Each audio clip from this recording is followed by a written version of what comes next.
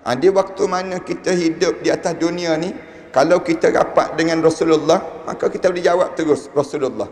Tapi kalau kita tak rapat dengan Rasulullah, kita tak boleh dekat dengan Rasulullah dalam hidup kita, tentu kita tak boleh jawab tentang Rasulullah sallallahu alaihi wasallam.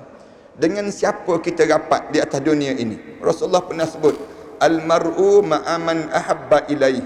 Seseorang ini dia akan berserta dengan siapa yang disayang di atas dunia dahulu.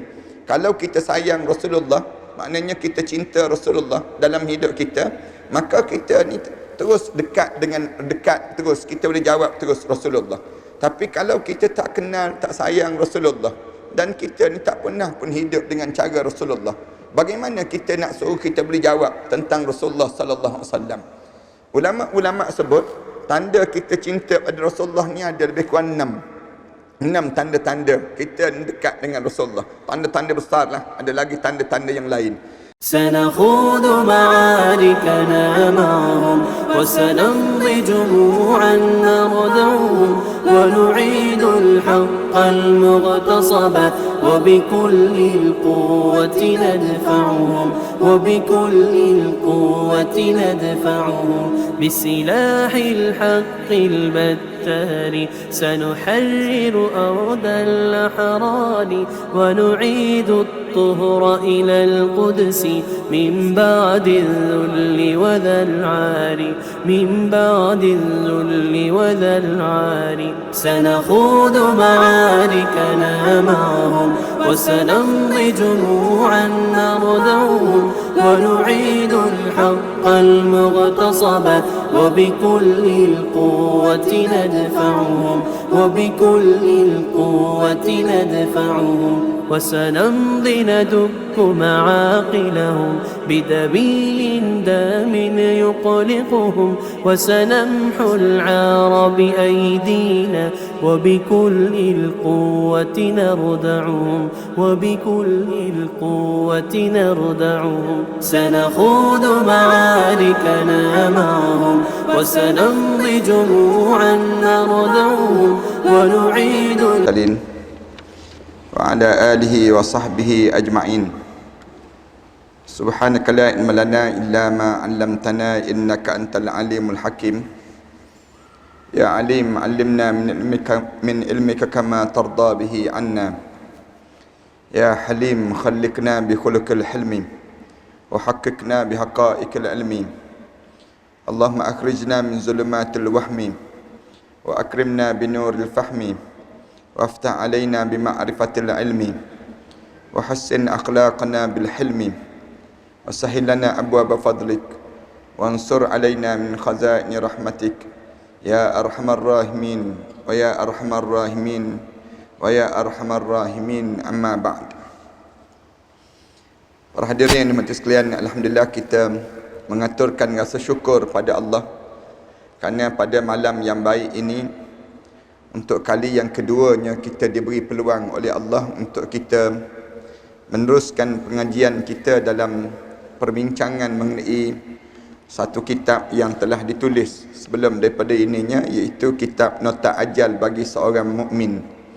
Daripada kitab ini kita mulakan pengajian pada bulan yang sudahnya di peringkat pertama kita di Masjid Putra. Sebelum daripada ini kita sebut tentang nota yang pertama yang perlu kita ada sebelum daripada kita menghadap di hadapan Allah ini, ialah kita perlu dekatkan diri kita dengan Rasulullah sallallahu alaihi wasallam. Dekat pada Rasulullah ini penting dalam hidup kita sebagai seorang mukmin. Kerana mukmin yang dekat dengan Rasulullah sallallahu alaihi wasallam akan menjawab waktu mana kita menghadap depan Allah nanti. Sebab kita tahu bahawa bila kita menghadap depan Allah ataupun kita mati, kita perlu pada diri kita ni untuk kita dekat dengan Rasulullah dan kita boleh jawab tentang Rasulullah. Sebab ramai orang bila masuk dalam kubur saja, tiba-tiba dia tak boleh jawab tentang Rasulullah.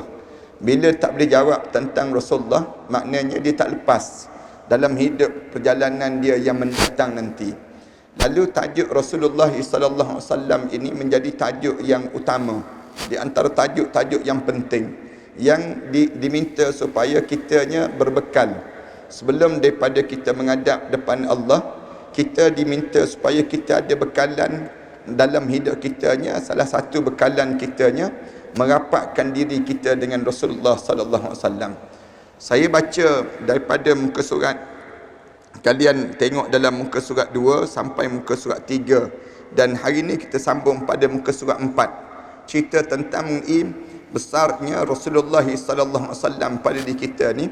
Apabila kita sampai pada tajuknya, waktu mana disebut apabila tiba waktunya kita disemadikan di dalam kubur nanti. Bila kita masuk dalam kubur, kita tidak lagi mencari anak-anak mahupun ahli keluarga kita.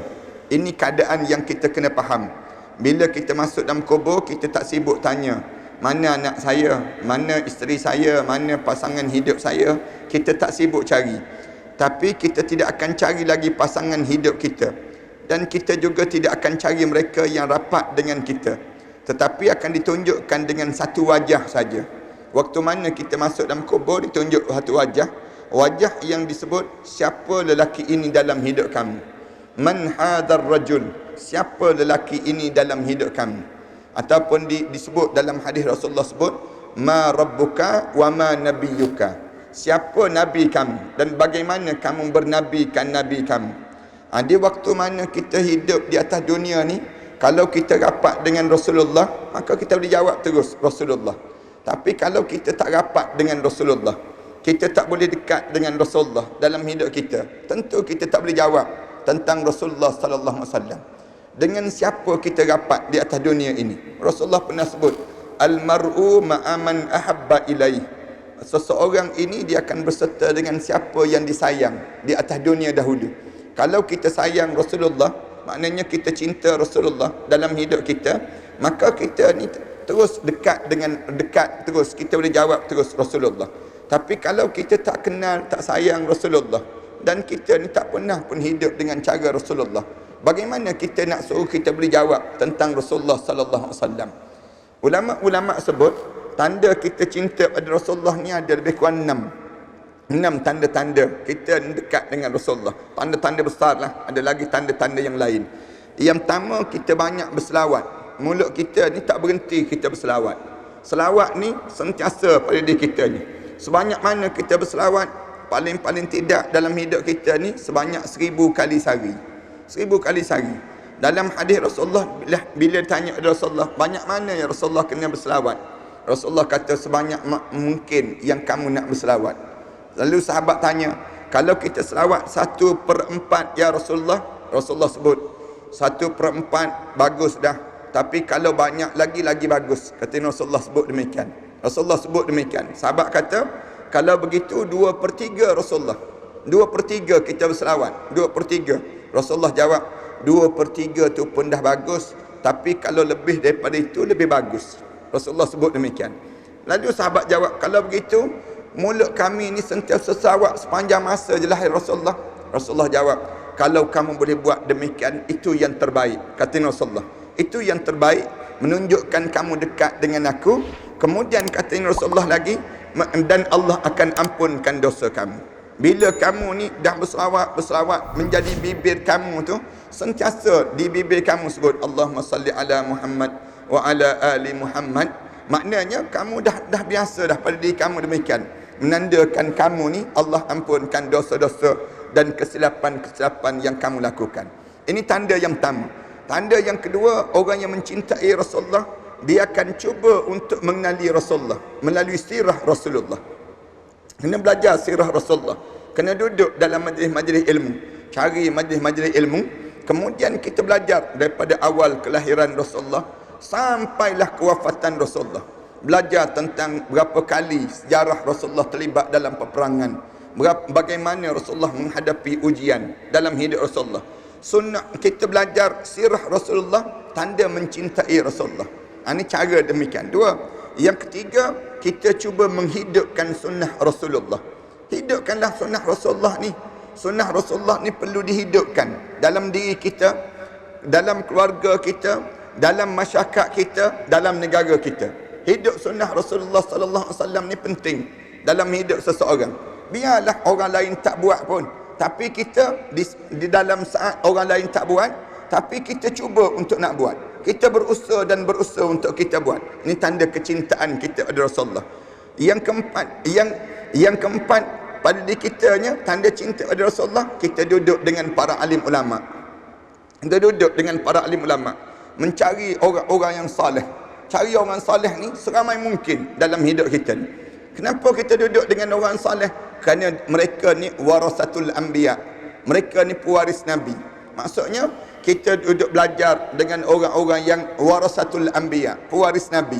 Islam nak suruh sangat dalam hidup kita ni, jangan kita jauh dengan warasatul anbiya, pewaris Nabi. Siapa waris Nabi ni dalam hidup ini? Rasulullah sallallahu alaihi wasallam sebut al ulama warasatul anbiya. Ulama ni pewaris Nabi. Oleh kerana ulama ni pewaris Nabi, kamu kena carilah alim ulama biar ramai. Kamu jangan menjadi pencaci alim ulama. Jangan kamu jadi yang pencela para alim ulama. Tapi kamu kena duduk dekat dengan para alim ulama.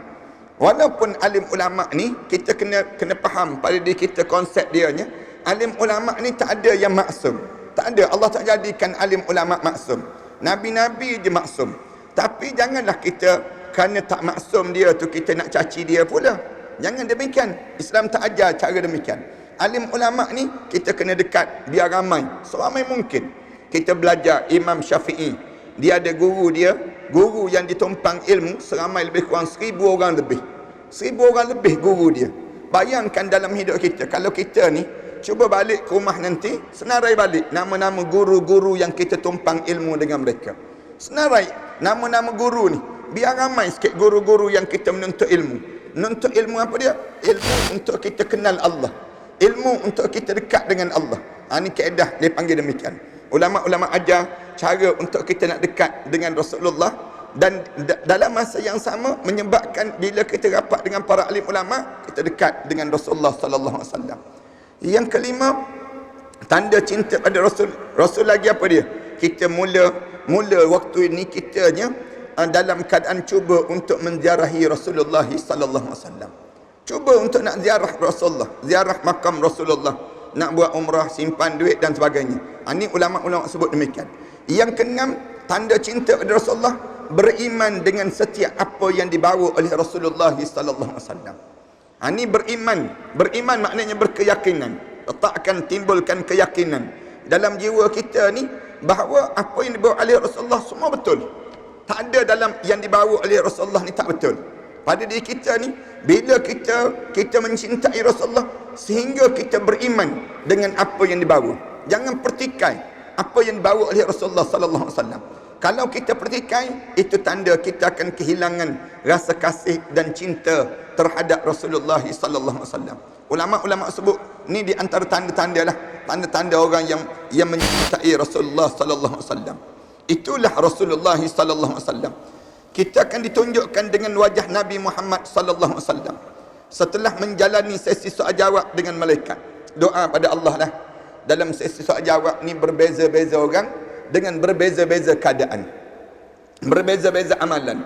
Sesi soal jawab di kalangan kita ni, ada orang yang masuk dalam kubur tak ada sesi soal jawab. Mudah-mudahan kita insya-Allah. Ada orang yang masuk dalam kubur kena tanya sikit je soalan. Dalam hadis-hadis sebut, masuk je dalam kubur tu tanya soalan, ma rabbuka? Ma rabbuka tu dia jawab terus, Allahu Rabbi. Dia jawab, Allah Tuhan aku. Bila suruh Allahu Rabbi tu, lapang terus kubur dia. Kubur ni jadi lapang terus. Ada orang yang ditanya banyak sikit. Ma rabbuka, wa ma nabiyuka, wa ma dinuka, wa ma qiblatuka. Bila tanya soalan banyak sikit, dia pun jawab, boleh jawab. Bil qawli thabit, dalam Al-Quranul Karim sebut, dia jawab dengan jawapan yang tegas pada diri dia. Menjawab, lapang terus kubur dia. Ada orang ditanya banyak lagi, tanya banyak ni, dalam hadis Rasulullah sebut, wa man nuqishal hisab faqad uzib. Siapa yang ditanya banyak, confirm dia masuk neraka Allah Subhanahu wa taala. Siapa yang kena tanya banyak dia? Tanya bertalu-talu ditanya. Waktu mana ditanya bertalu-talu ni, dia kena jawab. Ada orang yang ditanya dalam kitab Imam Qurtubi, dia kata ada orang tanya selama 3 hari 3 malam turut-turut. Ada orang yang tanya lagi dalam kitab tu sebut bahawa selama lebih kurang 12 hari tak selesai lagi. Ada orang ditanya selama 21 hari. Ada orang ditanya selama 70 tahun.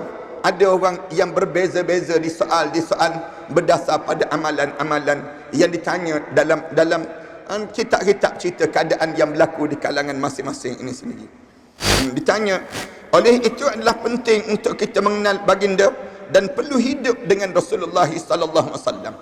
Dalam hidup kita ni, sebelum kita nak pergi jauh lagi dalam kubur nanti, perlu kita hidup di atas dunia ni dengan Rasulullah. Maknanya kalau kamu tak kenal hang tuah pun tak kisahlah. Kalau kamu tak kenal Ronaldo pun tak kisahlah. Hidup ini kalau kamu tak kenal Amitabh Bachchan pun tak kisah. Tapi kalau kamu tak kenal Rasulullah, kamu kena ambil kisah. Kamu kena ambil berat. Kalau kamu tak kenal Rasulullah, satu kemalangan yang paling dahsyat dalam hidup seseorang. Bila seorang tak kenal Rasulullah, tak tahu apa dia, siapa dia Rasulullah dalam hidup dia. Berapa ramai orang yang tergagap-gagap, tidak boleh menjawab tanyaan daripada malaikat. Malaikat tanya, siapa lelaki ini dalam hidup kamu? Bila tanya saja, malaikat tanya, man hadar rajul? Siapa lelaki ini dalam hidup kamu? Tanya ni bukan tanya biasa-biasa. Rasulullah sebut, malaikat munkar dan nakir ni, kalaulah manusia dan juga jin nampak dia tu, nescaya padan tengok muka dia tu pun, padan yang tu je cukup untuk menjadikan manusia ni jatuh pengsan dan tak sedar diri. Takutnya melihat malaikat munkar dan nakir ini sendiri. Malaikat munkar dan nakir, kepala dia Rasulullah sebut menjulang sampai ke langit. Taring dia, kita baca dalam kitab yang kita belajar tu, Ziarah ke Alam Barzah tu, yang dikarang oleh Imam Jalaluddin As-Suyuti. Dia cerita tentang peribadi bagaimana malaikat munkar dan nakir itu sendiri. Taring dia tu meleret sampai ke bumi. Bila diheret tu, diheret belantan untuk dia nak tanya manusia tu, bergerak belantan tu.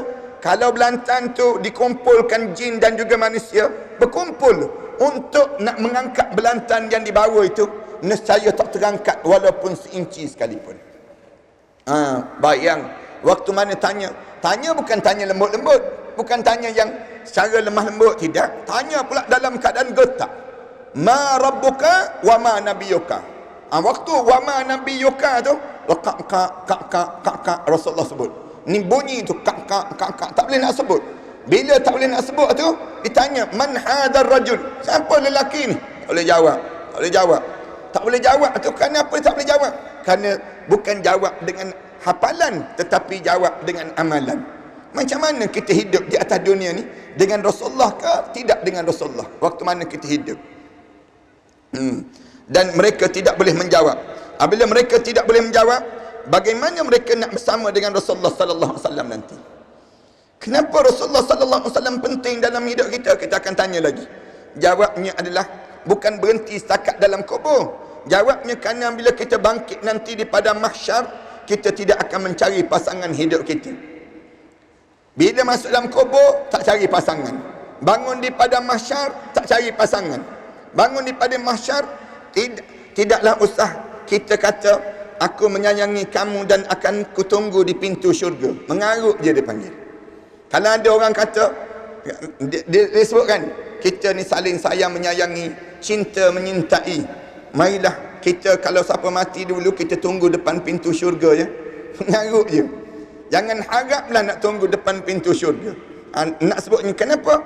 Bahkan dalam Al-Quran ada menyebut, فَإِذَا جَاءَتِ الصَّاخَّةُ يَوْمَ يَفِرُّ الْمَرْءُ مِنْ أَخِيهِ وَأُمِّهِ وَأَبِيهِ وَصَاحِبَتِهِ وَبَنِيهِ لِكُلِّ امْرِئٍ مِّنْهُمْ يَوْمَئِذٍ شَأْنٌ يُغْنِيهِ. Hari فَإِذَا جَاءَتِ الصَّاخَّةُ, Allah sebut, ketika mana datang suara yang bertempik kali yang ketiga. Kali yang ketiga, sakhah ni maknanya sangkakala kali yang ketiga. Bila sangkakala yang ketiga tu, manusia mula bangkit. Bila bangkit saja manusia tersebut, yauma yafirrul mar'u min akhihi. Masing-masing tengok tu melarikan diri. Tak nak mengaku terus. Suami seorang saudara tak nak mengaku dengan saudaranya. Tak nak mengaku. Tengok, kita bukan adik-beradik lah. Jangan mengakulah disebut. Wa ummihi wa abi. Di antara ibu dan juga bapa tak nak mengaku. Saling tak nak mengaku. Jumpa tu, engkau jangan mengaku engkau isteri aku. Aku tak akan mengaku aku ni suami kamu. Semua tak nak mengaku. Anak jangan mengaku dengan ni bapa, ni ayah dia. Jangan mengaku. Di hari akhirat semua tak nak mengaku. Wasahibatihi wa bani, kawan-kawan dan juga anak pinak. Allah cerita ni saling dalam keadaan masing-masing melarikan diri. Likulli imri'in minhum yauma idzin sya'nu yughni. Pada hari tersebut masing-masing terlampau sibuk dengan urusan masing-masing untuk nak memikirkan macam mana nak suruh selamat masuk dalam syurga Allah Subhanahu wa taala. Nak tunggu apa lagi? Kalau kita kata kita ni tak apalah, nanti kita mati kita jumpa balik.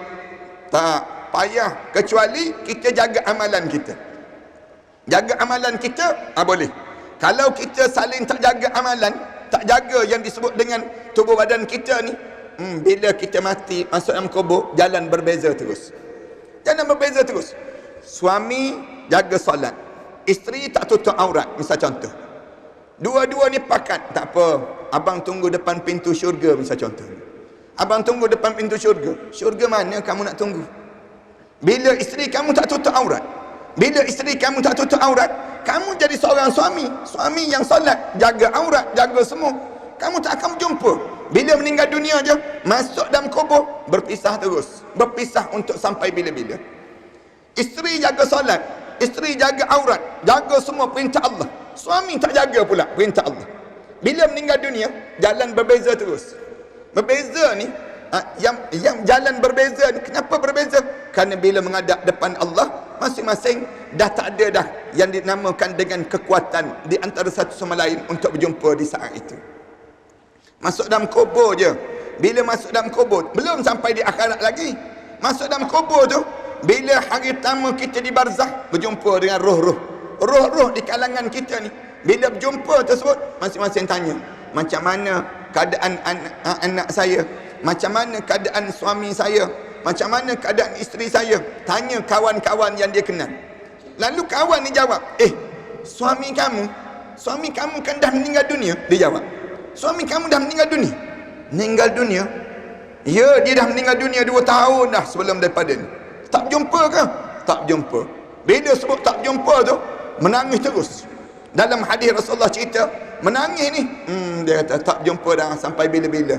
Kerana dia bukan penduduk di kalangan penduduk ahli syurga, tetapi di kalangan ahli neraka Allah Subhanahu wa taala.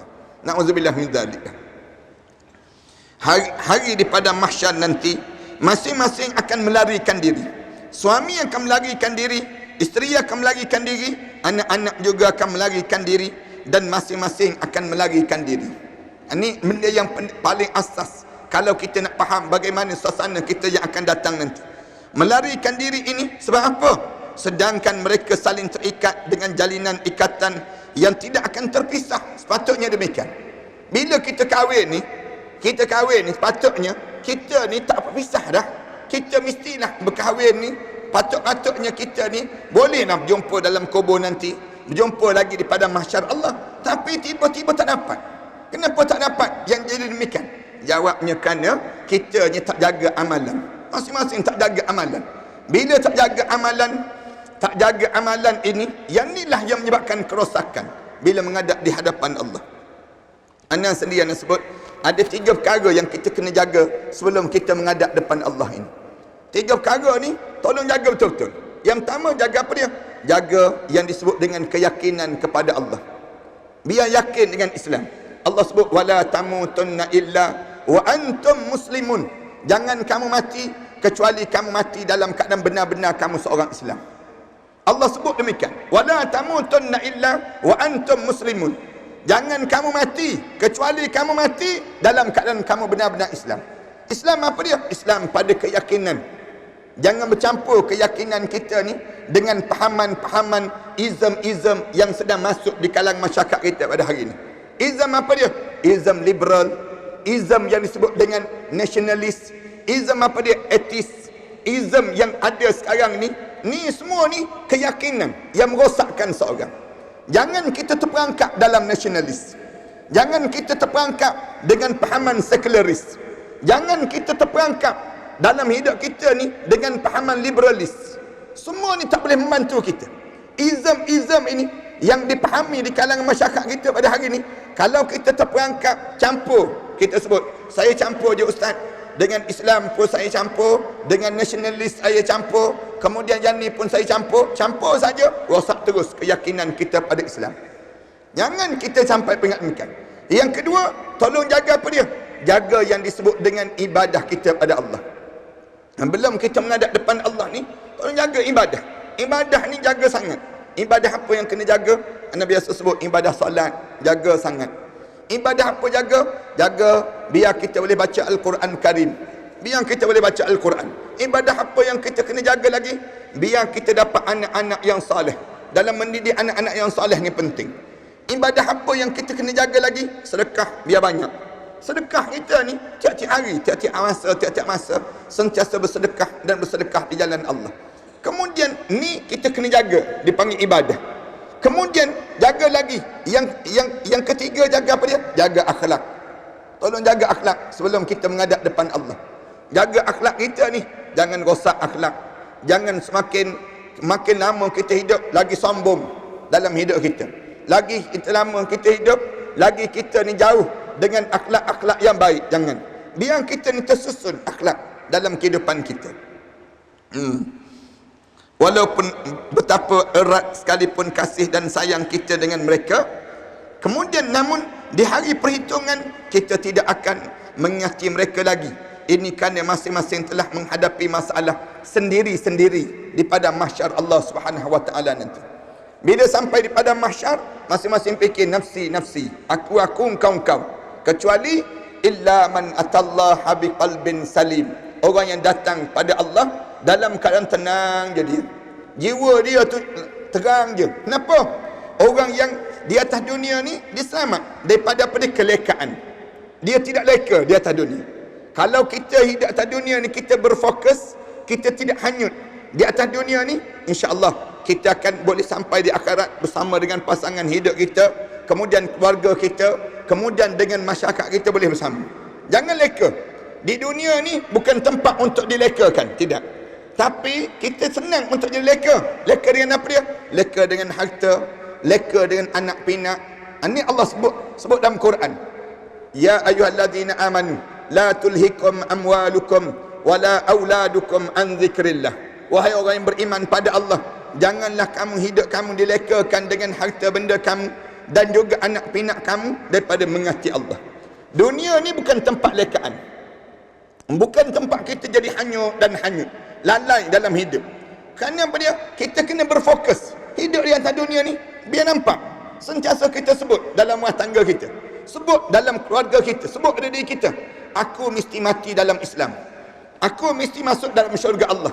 Keluarga ini keluarga yang mesti masuk dalam syurga Allah. Sebut pada keluarga kita yang kita nampak matlamat jelas dalam kekeluargaan. Maknanya kita ni tidak hanyut. Yang kedua, kita tidak sesat.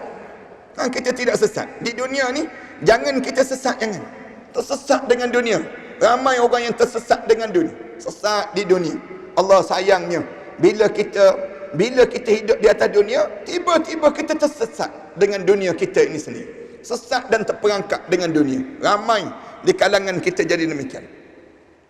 Kemudian itulah dengan tepat dikatakan dalam ayat yang seterusnya, bagi setiap orang daripada mereka itu, di hari itu adalah satu hari yang perkara yang perlu dihadapi oleh masing-masing. Pada hari itu semua orang akan sibuk. Hari itu hari bila? Hari pada mahsyar Allah. Bila masing-masing sibuk dengan hal masing-masing, memikirkan tentang perbuatan mereka di dunia, menyesali segala perbuatan mereka, takut apa yang akan terjadi pada mereka, selamat ataupun tidak. Dia akan menyesal. Ini penyakit yang akan datang di hadapan kita. Penyakit apa dia? Menyesal. Timbul penyesalan. Berapa kali menyesal? Ulama kata ada lebih kurang 5 kali menyesal. Bila menyesal? Bila tengok malaikat maut, menyesal. Menyesal. Malaikat, boleh tak tangguh kejap, jangan bagi mati lagi. Itu menyesal kali yang pertama. Kebanyakan manusia begitu. Kali yang pertama menyesal bila tengok malaikat maut. Tengok malaikat maut tu, Allah, mati dah aku. Dia sebut pada malaikat, laula akhartani ila ajalin qarib fa asaddaqa wa akum minas salihin. Malaikat, boleh tangguh tak sekejap, jangan bagi mati lagi.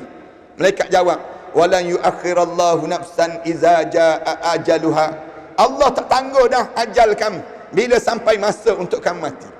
Tu kali yang pertama menyesal. Kali yang kedua menyesal bila masuk dalam kubur. Bila masuk dalam kubur ni, manusia ni menyesal. Tengok malaikat tu, mulut dia sebut terus, qala rabbirji'un, wahai Tuhanku, bagi peluang untuk aku hidup kembali wahai Tuhanku. Kenapa nak hidup? La'alli a'malu salihan fima tarakt. Aku nak buat balik amalan soleh yang aku tertinggal waktu mana aku hidup dahulu ya Allah. Allah jawab terus, kalla innaha kalimatun huwa qailuha wa min waraihim barzakhun ila yaumi yub'atsun. Sekali-kali tak mungkin. Kamu tak mungkin boleh hidup balik. Sedangkan kamu, mulut kamu je sebut yang kamu nak hidup. Sedangkan di belakang kamu terpaksa melalui saat barzakh sampai kamu dibangkitkan balik di hadapan Allah nanti. Kali yang tiga menyesal bila bangun di padang mahsyar. Yang dimaksudkan dalam kitab ni sebut tentang mengenai masing-masing bangun di padang mahsyar menyesal kali yang tiga. Menyesal kali yang tiga ni sebut bila Allah tunjuk dah suasana neraka Allah, Allah tunjuk suasana dalam syurga Allah, Allah tunjuk suasana bayangan keadaan manusia di waktu itu. Lalu Allah tunjuk ni, Allah sebut walau tara izil mujrimuna nakisu ru'usihim inda rabbihim rabbana absarna wa sami'na farji'na na'mal salihan inna muqinun. Disebut demikian.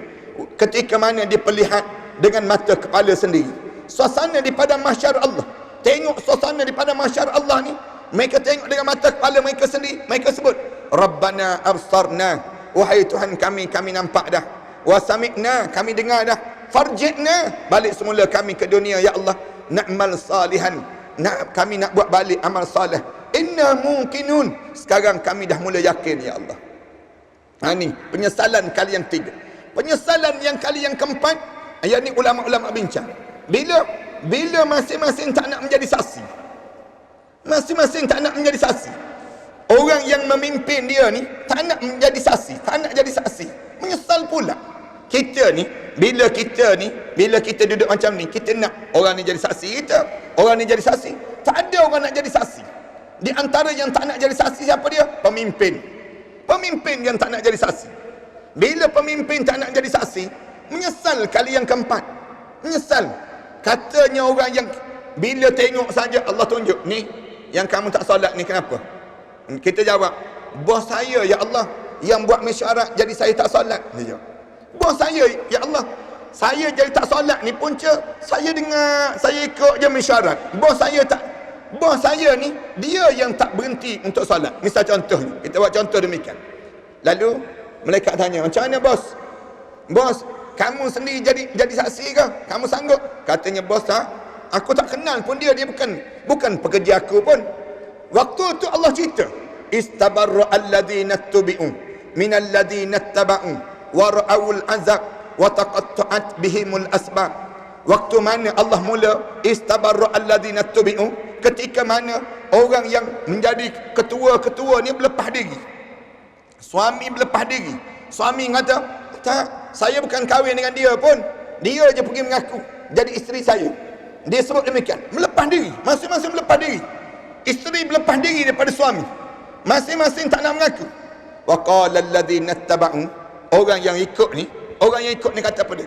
Law anna lana karrah, kalau kami dipulangkan balik ke dunia, natabarra'a minhum kama tabarra'u minna, nescaya kami akan berlepas diri dengan kamu sebagaimana kamu berlepas diri dengan kami. Menyesal kali yang keempat.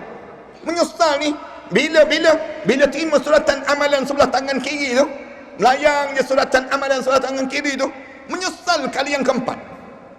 Kali yang kelima bila ulama-ulama sebut waktu mana mula dicampak ke dalam neraka Allah.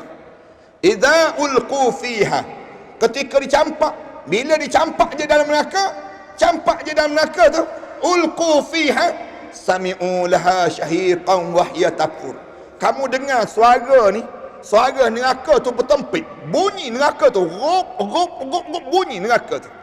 Neraka tu tak sabar-sabar nak bakar dia tu, bunyi syahiqan wa hiya tafur.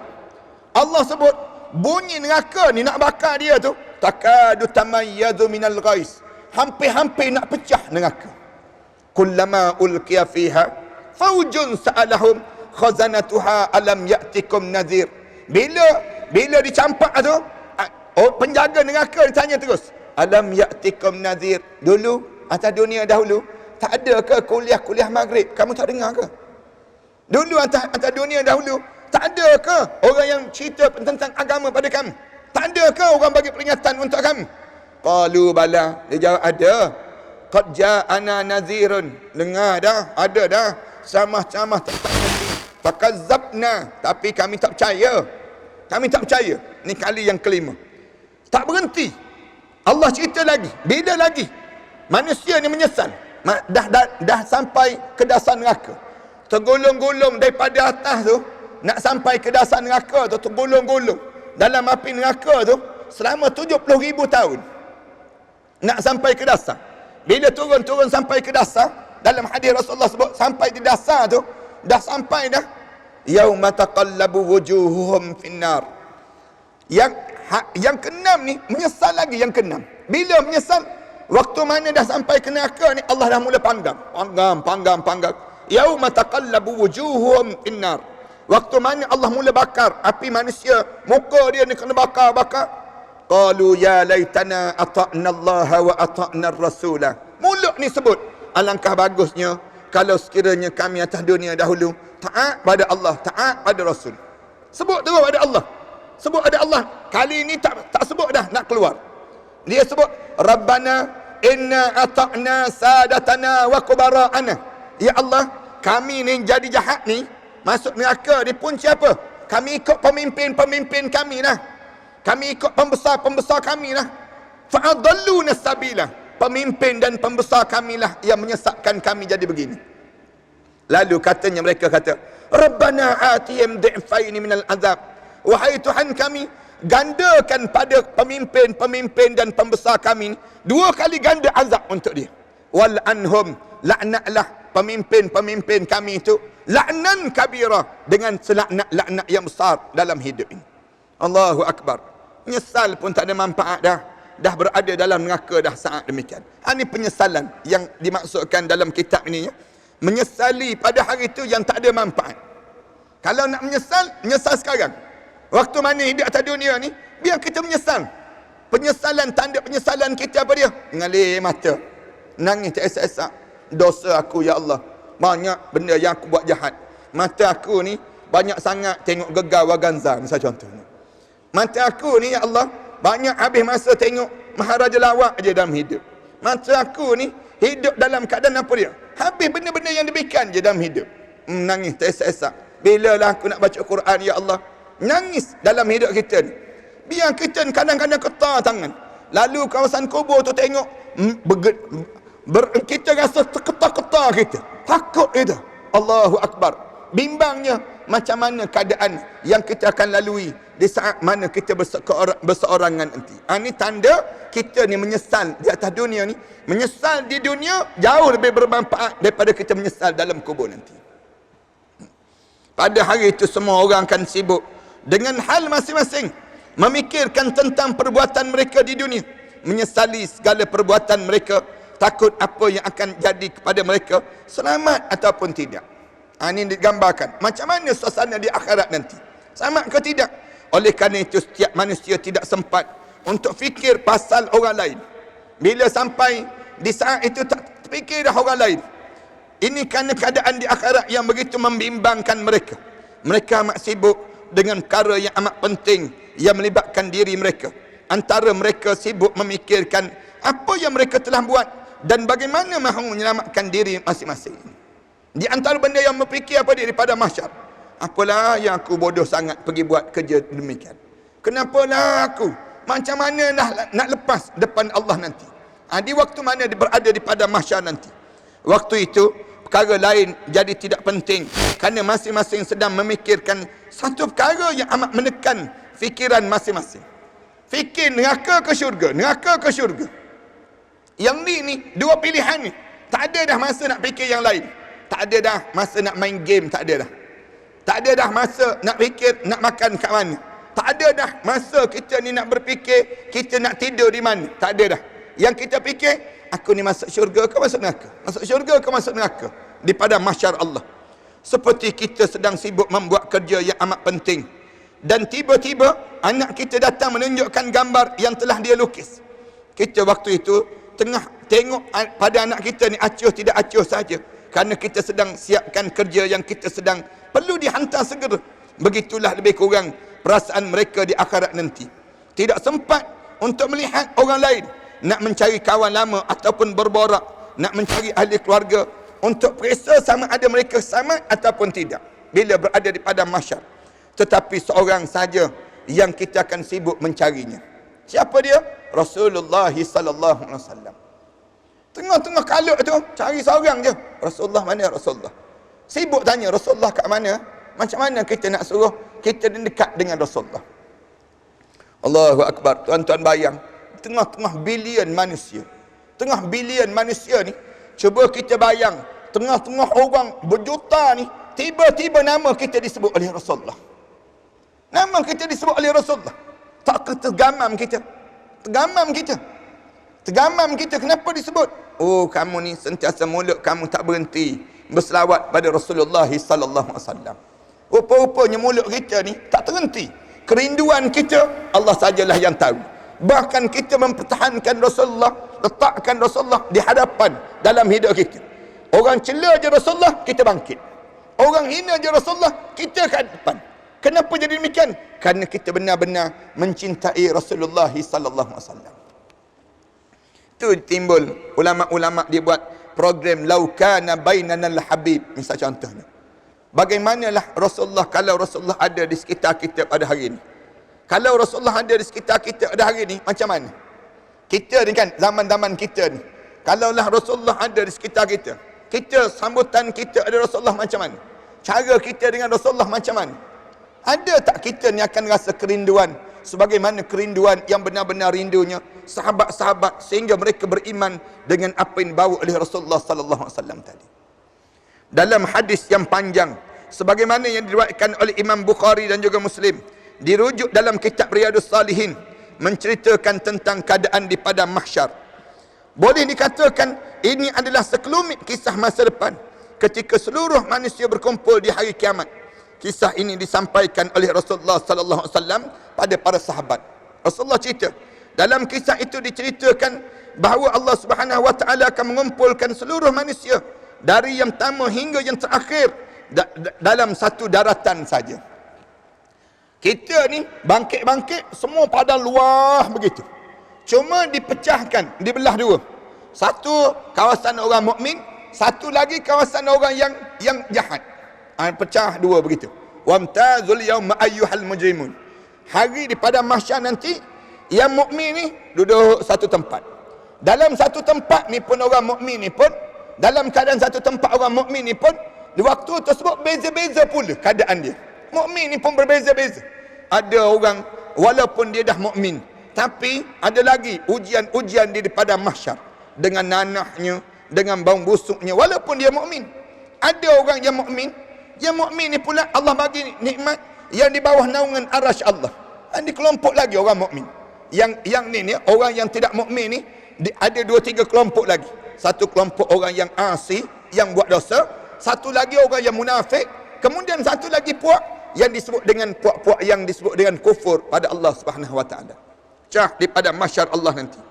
Ketika seluruh manusia berkumpul di hari kiamat. Kisah ini disebut oleh Rasulullah, bila dikumpulkan seluruh dalam satu daratan, pada hari itu matahari sangat dekat kepada seorang. Dekat tak dekat ni, dalam hadis Rasulullah sebut, sampai kalau tangan yang angkat, kena matahari tersebut. Dekat tak dekat ni. Bila ditanya lagi macam mana keadaan dekat itu, ada orang yang sejengkal je matahari dengan kepala dia. Allah jadikan beza-bezalah keadaan, minta jauh balalah kita daripada keadaan demikian. Ada orang yang diletakkan di bawah naungan arasy Allah, orang suasana di padang mahsyar. Kemudian dan manusia ditimpa kesusahan dan penderitaan yang mereka tidak berkuasa menahannya.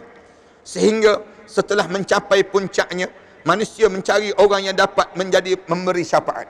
Bila manusia ni dah lama dah di padang mahsyar, carilah, masing-masing mula cari. Siapa yang dapat tolong kita? Siapa yang dapat tolong kita? Nak bagi syafaat agar Allah mempercepatkan pengadilan Allah ini. Dah lama sangat. Diri di padang mahsyar tu lama. Selama mana berdiri di padang mahsyar disebut selama 70,000 tahun. Telanjang bogel. Dalam keadaan tak ada gerai-gerai, tak ada. Tak ada pasaraya, tak ada. Tak ada apa pun suasana di padang mahsyar itu. Dalam 70,000 tu, huyung hayang manusia.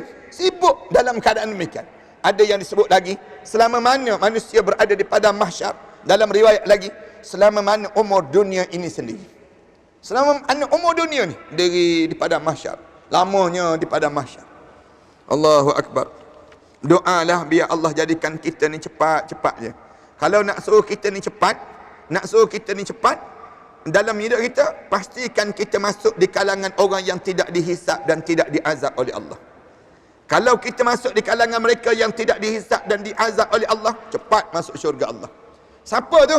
Rasulullah pernah cerita kan, di kalangan sahabat Rasulullah duduk, Rasulullah cerita di padang mahsyar tu, bila aku cari tu, mana umat aku, aku tengok ada seorang Nabi dengan seorang pengikut. Ada seorang Nabi dengan 2 orang pengikut. Ada seorang Nabi dengan 3 orang pengikut. Ada seorang Nabi, tak ada seorang pun pengikut duduk belakang dia. Rasulullah cerita demikian. Kemudian aku cari, manalah umat aku. Aku tengok sebelah kanan, tengok hitam saja. Aku ingat, aku sangka tu umat aku. Aku berlari. Bila berlari, malaikat Jibril tahan aku. Rasulullah sebut, malaikat Jibril tahan aku. Katanya malaikat Jibril, innahum Musa wa qaum. Itu Musa dengan kaum dia. Nabi Musa dengan kaum dia. Tapi cuba kamu pandang belakang. Rasulullah pandang ke belakang. Faiza sawadun azimun kabir. Rasulullah kata, hitam tu jauh lebih besar daripada yang aku tengok tadi. Rasulullah sebut, lalu disebut terus, innahum ummatuk. Itulah umat kamu. Malaikat Jibril sebut, wa ma'ahum sab'una alfan yadkhulunal jannah bighairi hisab wala azab. Dalam umat kamu yang hitam tu, ada 70,000 yang masuk dalam syurga tanpa dihisab dan tidak diazab oleh Allah. Rasulullah cerita yang tu, Rasulullah berhenti terus. Rasulullah masuk dalam bilik rumah Rasulullah. Kan rumah Rasulullah tu dekat mimbar tu, dekat dia. Rasulullah masuk. Bila masuk, sahabat-sahabat riuh terus. Allah, Rasulullah cerita pada kita 70,000 tu masuk syurga tanpa dihisab dan tidak diazab. Kita ni tak ada harapan kot. Katanya sahabat-sahabat, sebab kita ni pernah menyembah berhala. Orang lain yang tak pernah sembah berhala, kita ni tak ada peluang dah kot. Tengok cara sahabat-sahabat tawaduk. Bangun yang kedua, dia kata, bukan kita. Orang yang masuk syurga ni, orang yang rajin baca Quran. Masuk syurga, Allah tak hisab, Allah tak azab dia. Tak tanya langsung, masuk je dalam syurga terus. Sebelah kanan pula tu dia masuk. Disebut demikian. Sahabat-sahabat ni bincang. Bukan kita ni malas baca Quran. Kita ni malas bangun tahajud malam. Tengok tawaduknya sahabat. Kalau kita jadi sahabat lah, tentu kita kata, kita kot 70,000 tu ada harapan kita sebab kita rapat dengan Rasulullah. Nak sebutnya demikian. Sahabat dia sebut tak tengah riuh ni, masing-masing tengah riuh. Rasulullah keluar balik. Bila Rasulullah keluar balik, Rasulullah tanya, kamu riuh pasal apa? Rasulullah tanya balik, kamu riuh pasal apa? Sahabat-sahabat jawab, Rasulullah, dia kata, kami ni riuh pasal yang kamu cerita tadilah. Kamu cerita ada orang yang masuk syurga tanpa dihisab dan tidak diazab. Manakala kami ni Rasulullah, tak ada harapan ke ya Rasulullah. Katanya sahabat, oh yang tu, katanya Rasulullah. Kalau begitu, kata Rasulullah, itu yang kamu maksudkan, orang yang masuk dalam syurga tanpa dihisab dan tidak diazab ini, Rasulullah kata, mesti dia ada 4 ciri. Ada 4 ciri-ciri tanda dia boleh masuk dalam syurga tanpa dihisab dan tidak diazab.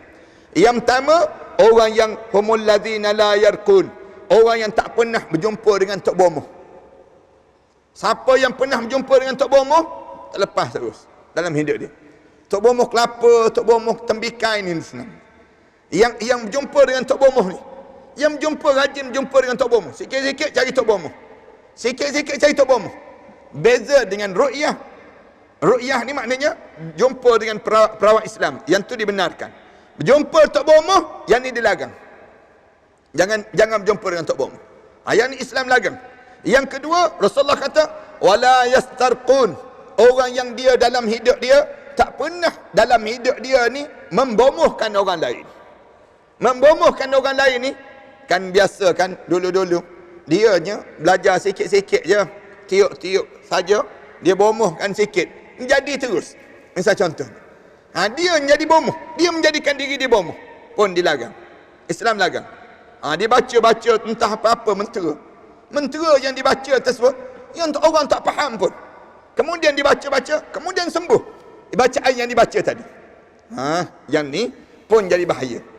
Yang ketiga, Rasulullah kata wala yatatayyarun, orang yang dia tak pernah percaya kepada tatayyarun ni percaya kepada adat khurafat ni panggil.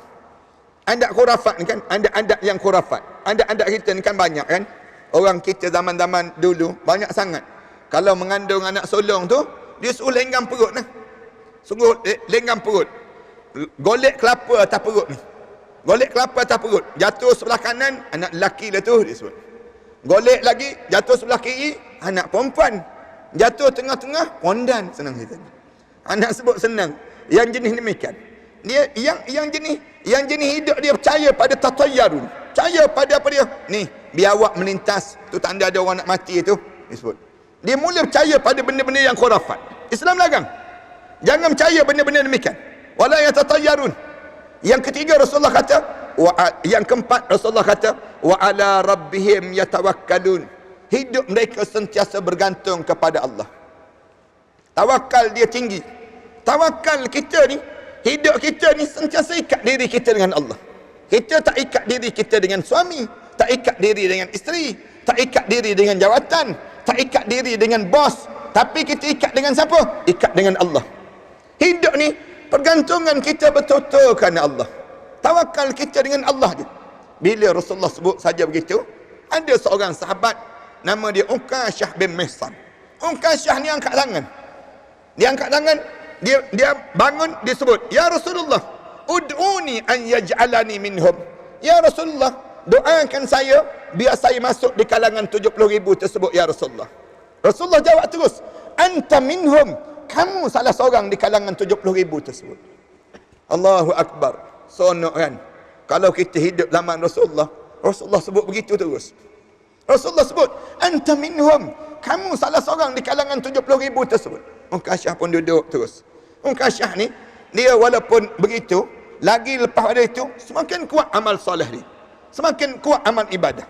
Kalau kita lah, kalau Rasulullah dah sebut, confirm dah, syurga tanpa dihisap dan tidak diazab. Balik, terlentang terus. Tak semayang subuh terus hari itu. Kenapa tak semayang subuh? Confirm dah. Rasulullah dah sebut demikian.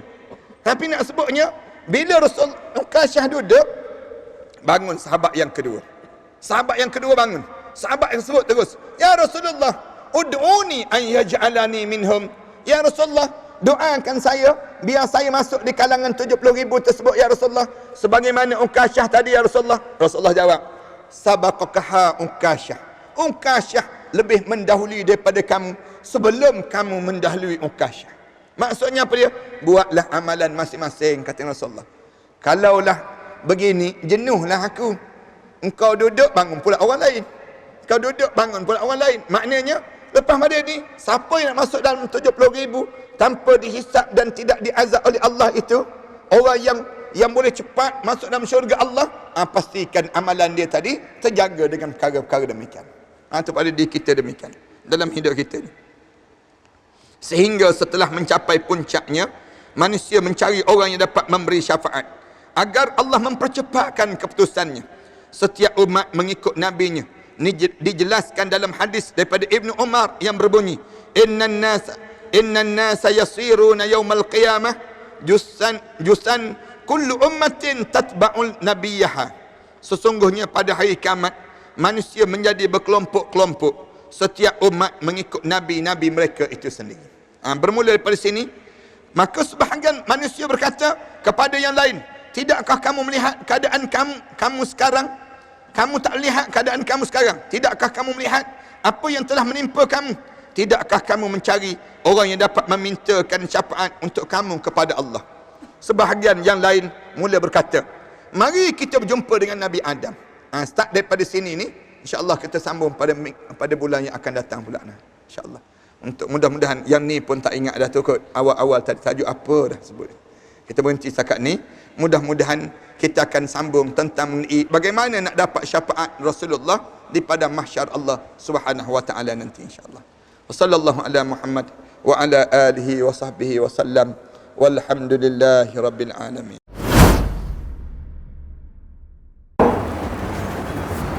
Assalamualaikum warahmatullahi taala wabarakatuh. Alhamdulillah wassalatu wassalamu ala Rasulillah wa ala alihi wa man walah wa ba'd.